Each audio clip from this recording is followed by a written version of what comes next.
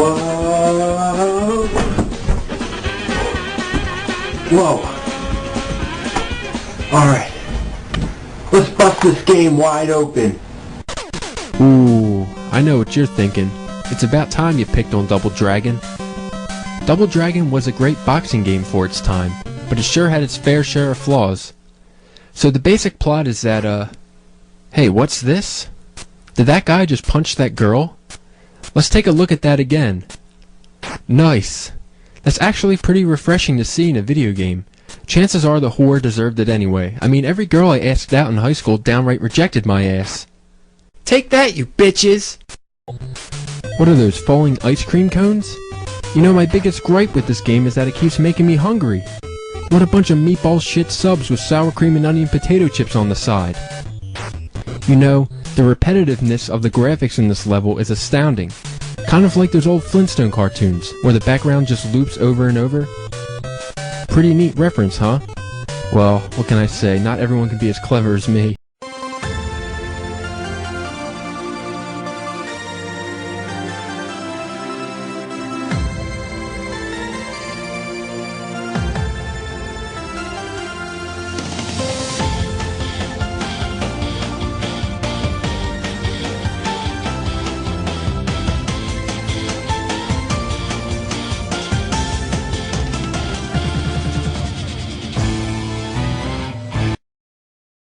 Do what you want, 'cause a pirate is free. You are a pirate. Yar, har, fiddle indeed. Being a pirate is a right to lead. Do what you want, 'cause a pirate is free.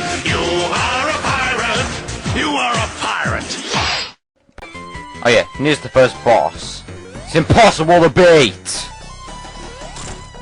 Look at this, I can't even jump high enough to reach him. I can only land like 1 or 2 hits in him and I'm done. But guess I may you need to hit this guy down. 8! You expect me to get 8 hits on this guy? I can't even beat 8 levels of Super Mario Brothers. I can't even get 8 minutes into The Legend of Zelda without dying 6 times. And I can't even beat 8 Robot Masters in Mega Man. So how do they expect me to beat this guy in 8 hits? Jesus Christ! Ah, Super Contra, the arcade game. Released only on the Atari 2600, this game was revolutionary for its time. It featured good graphics and, who cares about anything else? The graphics are the only thing that mattered. After doing some research, I discovered that they made a sequel in the NES called Super C. What the heck? Super C? Why is it called Super C? I thought it was called Super Contra. Did they even test this box art before they released it? Why did they call it Super C? Sure, the Irate Contra thing was going on at the time, and sure, you're shooting down a bunch of soldiers, but why would they get the idea to call it Super C? What a shitload of trucks! So let's fire up the old NES and play this sucker. So here's the title screen. Super C, more like Super P. Oh man, that is hilarious. So you jump out of the helicopter and... Now wait just a minute here. You call this lightning? I thought the NES was capable of arcade graphics. It still looked more like this. Ah, special effects. What would I do without you?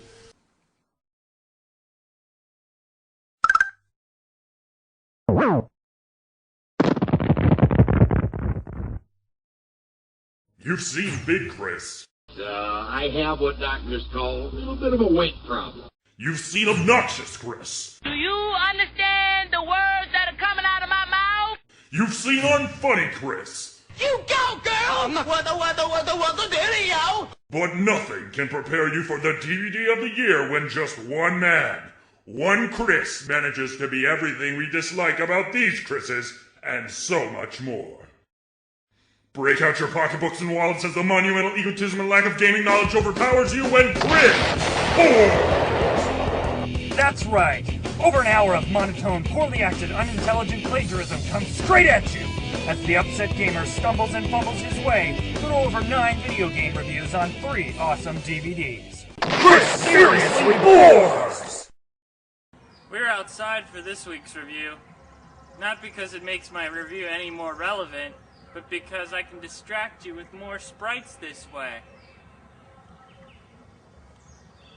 Don't they add a whole lot to my review? It's almost like you don't even notice how bad my writing and acting is.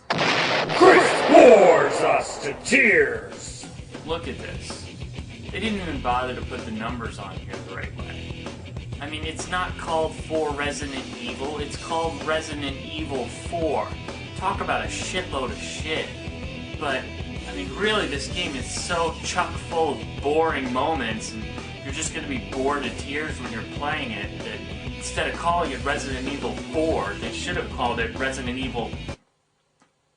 Stupid. The Metroid arcade game, made by Capcom, became an instant classic back in 1996. It was applauded for addictive, action-packed gameplay, cunning artificial intelligence, and a 4-player mode that would let you and up to 3 complete strangers tag team against one of the most recognizable video game villains of the 90s, Mother Brain. Due to its overwhelming success in the arcade, it was only natural for them to try and emulate the success on the Nintendo several months later. I mean, after such an awesome arcade game, this one was sure to be awesome. God, my life sucks. I mean, God, this game sucks. And then what the fuck were these developers thinking when they put a wall here? I mean, it's like anyone's stupid enough to try to get past it. If I try to go under, I'll just be wasting my time, so what's the point? So, pretty much I just have to commit suicide. Fuck this game.